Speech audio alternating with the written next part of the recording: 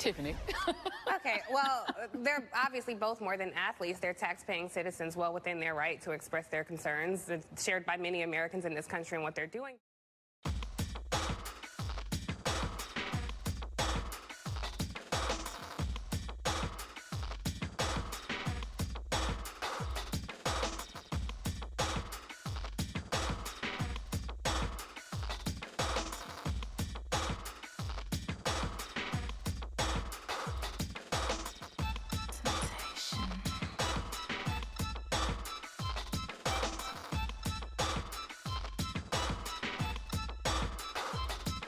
I think what Laura Ingraham did was highlight her own ignorance. There's been a long, rich tradition of athletes weighing in on political issues. So This is the same woman who would have told Muhammad Ali to shut up and fight when he was protesting the Vietnam War, or told John Carlos and Tommy Smith to shut up and run during the 1968 Olympics.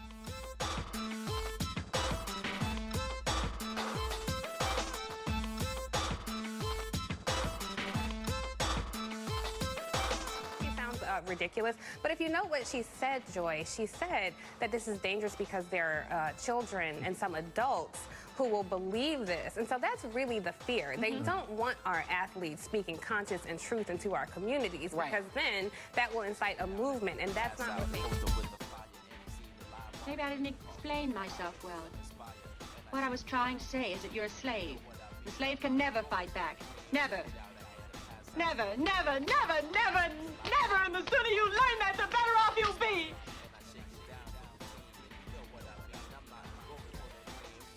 Because if you don't learn it, they won't chain you next time. They'll hang you. Right up there. Do you understand? Do you? It was James Baldwin who said, "To be black in America and to be relatively conscious is to be in a rage almost all the time. How can you willingly be blind to the truth of systemic racialized injustice?"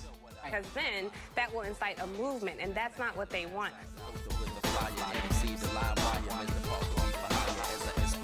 And I shake it down for the team, and you know what I mean. I'm not rolling for the dreams.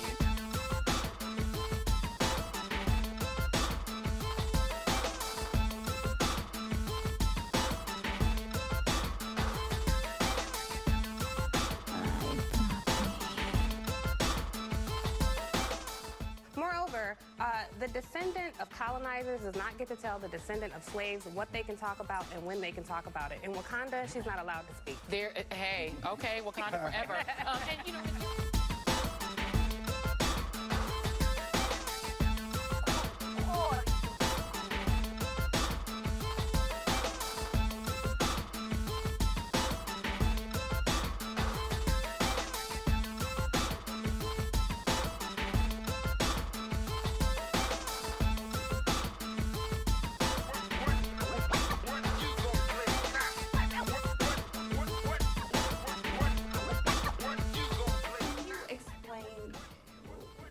How strongly you feel about the issue of empowerment, the one that you're standing behind, why that was worth that potential risk?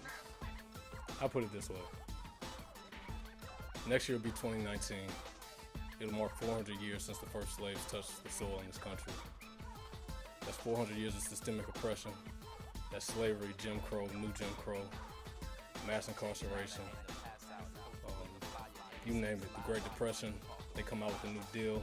Black people didn't have access to those government stimulus packages. The New Deal set up what is known as the modern-day middle class. We didn't have access to those programs, the GI Bill, Social Security, home loans, none of that. So this has been happening since my people have gotten here. And so I just felt the need to say something about it.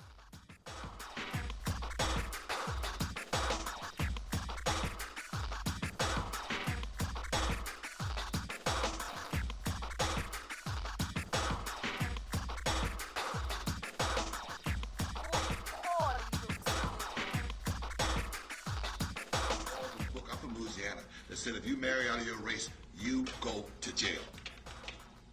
You understand? There's laws that you can't own property. They made laws. Laws. You can't vote.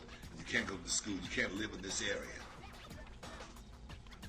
You ain't never seen a sign that said, white boy, if you in this town when this sun goes down, we're gonna hang you. Now have you? That's racism, a practice, what you preach. I hate that crap when they say that. It's like the race color. You're so worried about it. I'm worried about how in the hell did it get in the deck? I mean, the color of your skin condemns you. That's why white people live 8 years longer than we do. Because we have to put up with this crap. I go through it all the time. I get sick of it. I get sick of it. You could tone it down.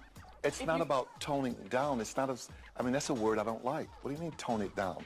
This was here when I came here, but tone what down? Racism was here when I was born. It'll be here when I leave. I'm here with Nicole Hannah-Jones, a Pulitzer Prize-winning journalist, a creator of the New York Times Magazine's landmark 1619 Project.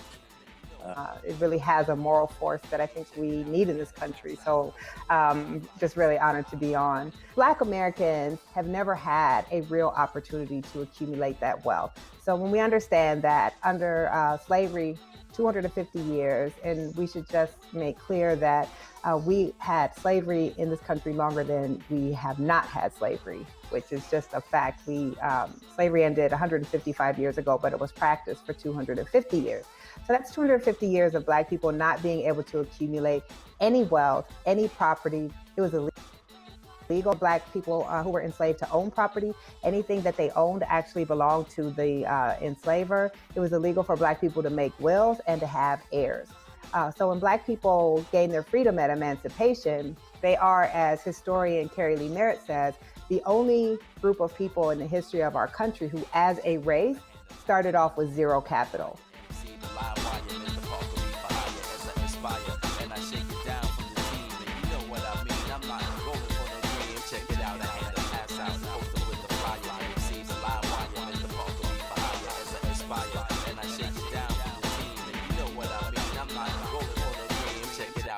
Pass out, the poster with the flyer, MC, the live wire, Mr. Parker be for hire. Good God, he looks good.